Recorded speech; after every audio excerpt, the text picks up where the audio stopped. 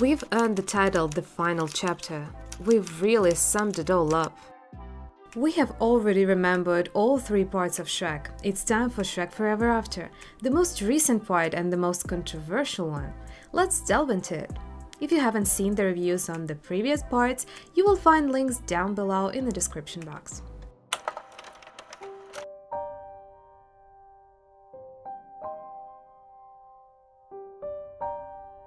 In the fourth part of Shrek, the director had been changed again. The film was directed by Mike Mitchell and written by Josh Klossner and Darren Lemke. Our job was to come up with an ultimate Shrek movie. Mitchell recalls in a phone conversation 6 weeks before the film's May 22 debut in theaters. We didn't just want to make another one, we wanted to be a deserved fourth, and it had to encapsulate all the previous films.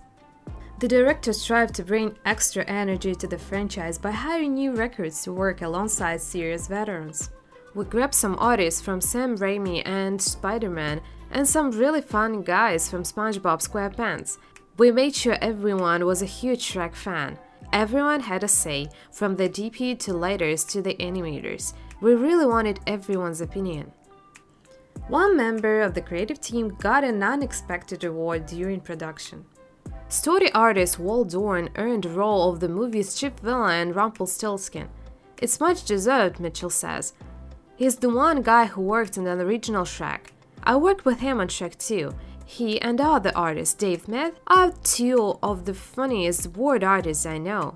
In Scratch Track, we had a recording booth and we do the voices. I do a horrible version of Shrek and I try to do Donkey just to get a feel for it.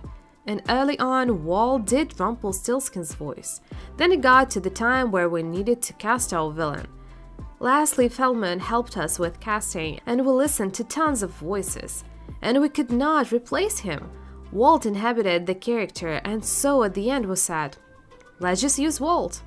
When the producers announced it to the animation team, they all stood up and cheered. Josh Klossner, who wrote the film with Darren Lemke and recently scored with Steve Carell Tina Fey comedy Date Night, started with Shrek's frustration that he wasn't cool anymore. Mitchell explains, I thought it was interesting to embrace that because he's not the same Shrek he was in Shrek 1.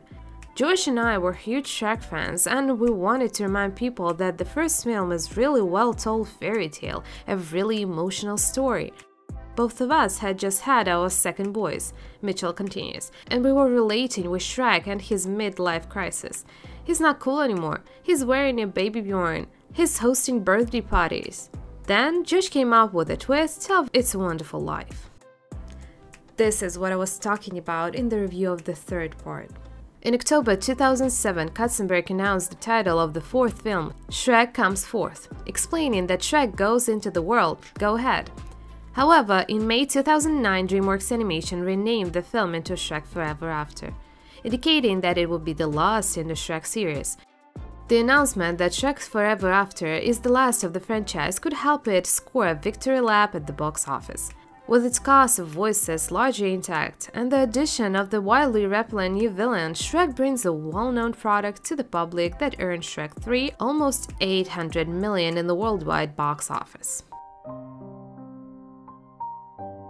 Virtual models of 1,250 objects and interiors were created especially for Shrek Forever After.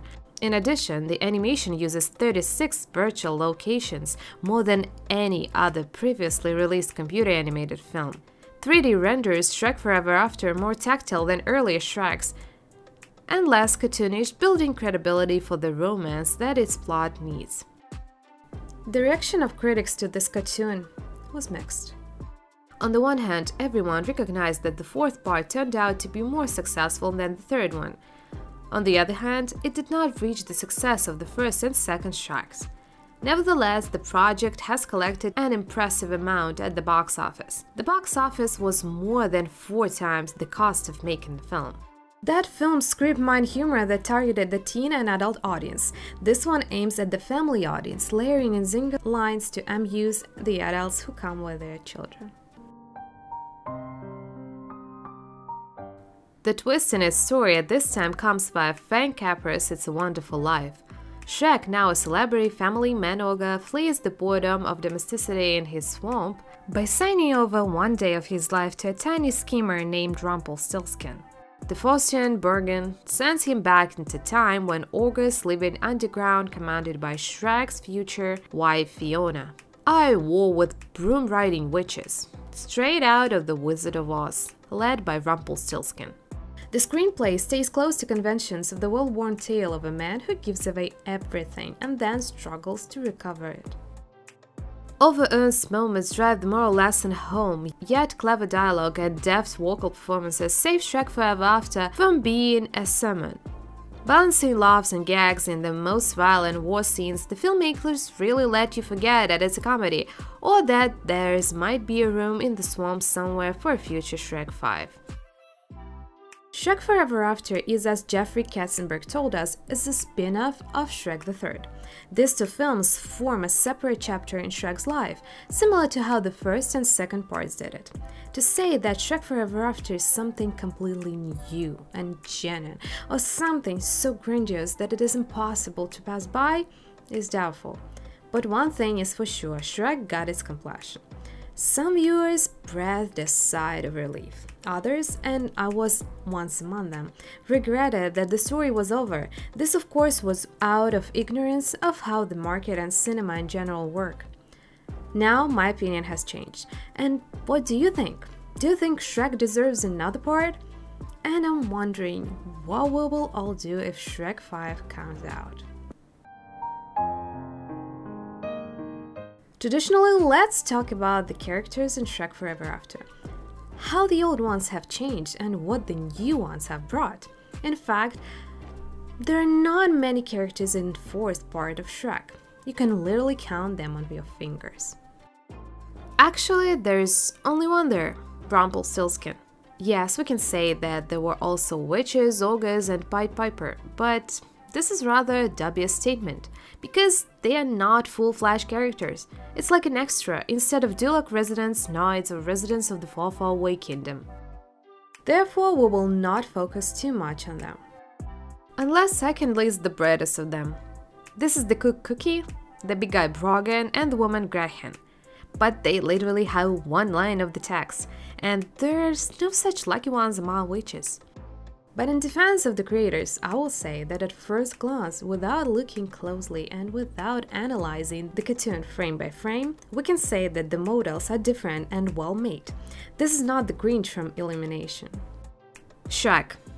Still the main character. In this film, Shrek once again regains his dominance in the film. Donkey, Puss in the Boots, and even Fiona do not overshadow him, but only add color and make the story complete. Shrek has already helped everyone he could, adjusted his personal life. And it would seem that everything is fine. But Shrek wanted to feel freedom again, and he drags on the narrative. We again find ourselves in a whirlpool of Shrek emotions and experiences. He stalked everything he had and was left with nothing. He had a chance to understand that in fact he is no longer the same hermit who lived in the swamp from the first part. He's a family man. He loves his family. He's just a little bit of a fool, but nothing can be done about it. It's great that fate gives Shrek a second chance, and this is a great occasion to show the viewer not only the importance of appreciating what you have, but also that everything can be fixed. It's very difficult to say that Shrek changes in the course of the narrative. In general, he is simply aware of what was already in his head. Fiona. Well, I never had any doubts about her. She entered the frame as a strong woman in the first part, and she has remained so to this day. It was quite curious to see what Fiona could have been without Shrek.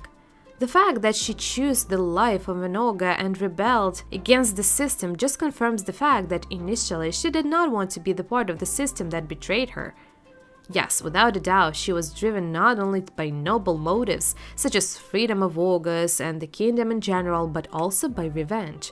For her parents, her fate, and her own kingdom. Overall, Fiona's character hasn't undergone any major changes. She's beautiful in each of the films and is one of the reference female characters in modern pop culture. Donkey. Donkey's hairstyle was changed. It's cute. He looks like a ragamuffin battered by life. Even here, Shrek left his mark. After all, thanks to him, Donkey found Dragon, got a house, and lived happily ever after. But here, as elsewhere, and always, the donkey does not lose heart and does not complain about life, but continues to survive and have fun. Puss in Boots. You will say, well, everything has changed here for sure. Puss in Boots grew fat, became fluffy, obedient, and lazy. Well, you can tell by my face that it's not quite the case. The appearance of Puss does not really change anything. It only creates a reason for laughter and surprise and a couple of stereotypical jokes about being overweight. And what about the characteristics of his personality? He's what he was and remained the same. A devoted friend, a cat who still loves luxury and milk. He runs on adventures with everyone and is ready to help in times of trouble. Puss and Donkey complement each other perfectly and create funny tandem that is a pleasure to watch. Rumpelstiltskin. If we consider the appearance of the shorty from the third film as Rumpel, well, let it be. But as for me, they're completely different characters and they carry different roles and goals. They look different and behave differently. Stiltskin from the fourth film is a villain, I would say quite interesting. He's strikingly different from the antagonists of the second and the third films about Shrek. Yes, a bit like a Lord Farquaad, but only in the lust for power at any cost. But there's more to Rumpel than a desire to own and rule. He runs from the shadows, like Dr. Facilier from The Frog Princess. Undoubtedly, Rumpel is a villain, but it's still a little deeper, like the other villains in the franchise. He also fights for a place under the sun, naturally by cruel and stupid methods, as benefits a person who has seized the big jackpot and does not know what to do with it. Honestly, every time I watch Shrek Forever After, I think that Rumpelstiltskin himself triggered the butterfly effect. If he had not caught Shrek and had not initially caught August, he would not have created such a strong opposition with the partisans. Shrek would not have met the donkey and, accordingly, would hardly have gotten so close to Fiona. Or it was enough to put him in jail and that's it. But there would be no movie in such a case. Witches. Well, as I said, they are extras. Why exactly witches? Well, probably they were the least sorry for them and the scriptwriters blinded local minions of them. It worked out well. I especially like the scenes with witches dancing against their will. Pied Piper. Not a bad move. The beaten legend in the Shrek setting looks good. The Pied Piper himself is not a full-fledged character. It's more like an image, like a way to tame Ogre without complicated moves and plans, all at once. They would just dance to jail and everything's fine. It got up and it danced away. It what? It got up and it danced away. Ogres. Crowd of resistance. Yes, they are all different, and interesting to see the whole community of creatures that don't usually get together and eat your own young. The creators added interesting elements. The most memorable among them is of course a bugle using the ears. As in the last review, I found links to Blu Ray add-ons for you. Those are in the description box. Now, let's have a quick blitz on facts about Shrek Forever After that you most likely did not know. Pied Piper flute solo was performed by Jeremy Steig, renowned jazz flutist. He is also the son of William Steig, the author of the original Shrek books. The controversy arose after paparazzi photos showed Justin Timberlake traveling to the studio to record the lines of Audie, his character from Shrek III. He proved popular with fans of the series. After he failed to appear at the Tribeca Film Festival premiere, it was soon revealed that his scenes had been removed, but they're not in the DVD features. In addition, his character never appears and is never mentioned, possibly showing that Mike Mitchell completely cheated Artie or forgot about him. At the very beginning of the film, on the sign of the trailer park where Rumpelstiltskin lives, there's an inscription, "Leave all hope that enter here," which is said to be out the gates of hell according to the English translation of Dante Alighieri's Divine Comedy, more precisely from the first part called Dante's Hell. In the audio commentary for the DVD release, Mike Mitchell states that Brogan was originally Prince Charming, the villain from Shrek III, with the same curse as Fiona called Gnimrach, meaning charming, reading backwards. I don't know about this, it sounds a bit weird, and how then to explain the appearance of Brogan at the end of the fourth film, if at the end of the third, charming ceased to exist. Sounds like a nonsense to me. Shrek Forever After is the only film about Shrek where Shrek is crying. Since the film is essentially about the crisis in Shrek and Fiona's marriage, the production crew actually consulted with various marriage counselors on how the characters should act best. The song Rumpel's Party Palace, played on the stage of The Witch's Rave, is the dance remix of Fugue in G minor by Johann Sebastian Bach. In keeping with the theme of the film, this song is known as Little Fugue. Honestly, even despite the great graphics, many characters, and the same beloved main characters, Shrek Forever After did not get special place in my heart. I like the game based on Shrek 4, but it was so long ago. By the way, if you want to talk about the games based on Shrek, write about this in the comments. And maybe some movies that you would like me to revise and remember. This cartoon was the franchise's last breath. And it seems that it is for the best. Shrek left to live his life, he has nothing more to give the viewer. No one wants to watch Shrek change diapers for children or bottle feed them. To be honest, I hope that rumors about Shrek 5 remain rumors. After all, we love to parasitize on nostalgia, but this is not the best way. Fans are often disappointed, and if companies do not suffer losses, then at least they do not receive the desired income.